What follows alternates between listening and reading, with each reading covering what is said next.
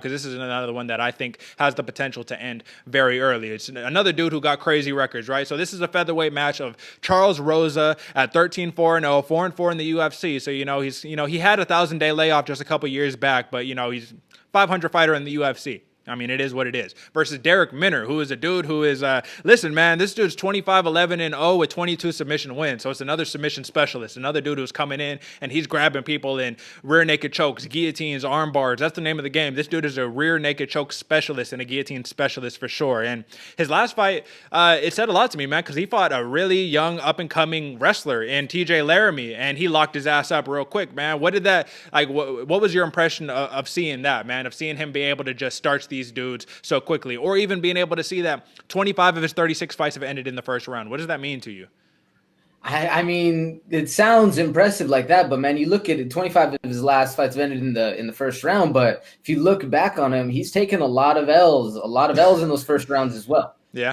Which is good for the fighter. That means he's going out on his shield and he's down to do it. But even in the UFC, you get choked out by Herbert Burns, round 1 in triangle. Then you do go and win 2 in the first round, but those are outside, those are outside organizations, not necessarily the talent level. And then you come back to the UFC, rear naked choke, round 2 loss to Grant Dawson, another name that is coming up, but not necessarily big. But you do have a very impressive win against TJ Laramie, against guillotine round 1. Which, again, he loves that guillotine, and it's really easy to land wrestlers when they're coming in hot. They shoot that double leg, don't necessarily put their head in the right place, and you just cinch up one early, round 1, when they're sticky. That's exactly what I saw. And Derek Minner, he's been doing it, since 2012, 22 submissions. You got experience on the ground. You know what you're doing. He loves that guillotine choke, and I think he just took an opportunity against a younger, not as experienced, and somebody who's just kind of going crazy in the moment, TJ Laramie. It showed experience in my book. What do you think?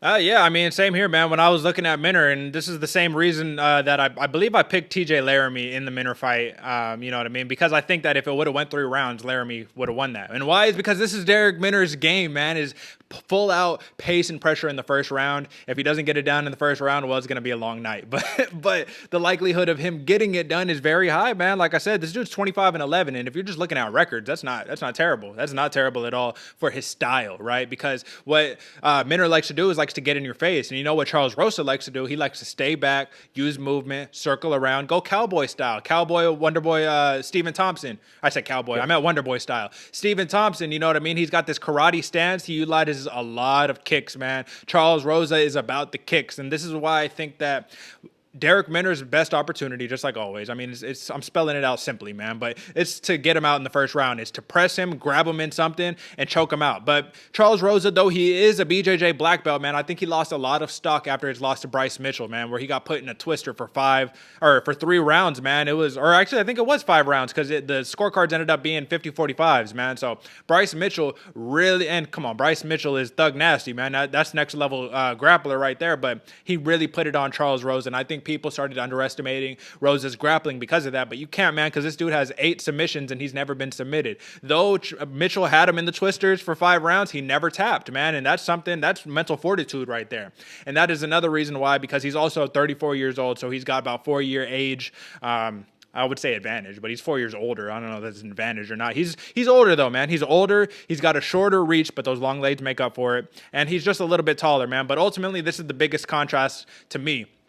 Charles Rosa, he's an ATT fighter. He's coming out of American Top Team, where Derek Minner, he's Premier Combat Center. Not saying anything wrong with that, but it's just kind of like when you saw the first fight that I talked about, Chaz Skelly versus Jamal Emmers. Chaz Skelly is a Sanford MMA fighter. That's high-level gym, Henry Hooft, all that good stuff. Pinnacle MMA is kind of like where the Bobby Greens of the world have come from, and it's not bad because these fighters have been able to make their names, but there's levels to this, man. There's levels, and ATT is where it's at for a reason. Very high-level gym. Now, nonetheless, both of these fighters are 3-2 in their last 5, and if we're thinking about likelihoods, outcomes, and victories and all that, what are your thoughts, man? Who are you going with and why? Personally, I think it's going to be a very interesting match because how these fighters are both leveled against each other. Me, I'll tell you right up now, I'm going Rosa by decision because I actually like the way he fights. He's able to mix it up in both ground and standing. I think we're in store for a very good jiu-jitsu match, to be honest. I think Rosa has the advantage on how talented he is on the feet, But I think Derek Minner's going to put it to him in the first round. We're going to see a lot of exchanges, a very high pace, very technical jiu-jitsu match off the feet or off the ground. And I don't really see it going to the feet much except when we start. What do you think? Well, I'm thinking that should probably be Rosa's best chance of winning is if he keeps it on the feet. I hope he keeps it on the feet because I'm rooting for Rosa too. I think Charles Rosa wins by decision, and the reason why is because though I think Minner is so dangerous in that first round, the likelihood of it going past the first round is much higher than it ending in the first round. So I got to go for Charles Rosa there just for the probability factor. You know what I mean? The probability is high that this one does go a little bit longer. And I think Charles Rosa, man, the worst thing that could happen to him is for Derek Minner to grab him and put him on his back and just make it look bad in front of the judges. So somehow Minner can somehow come away with a decision win. But nonetheless, I think this one should be locked up pretty good. Charles Rosa, he's about a -200 favorite. So I'll go there. Yeah, decision win for that one, man. And then let's move on to the next one.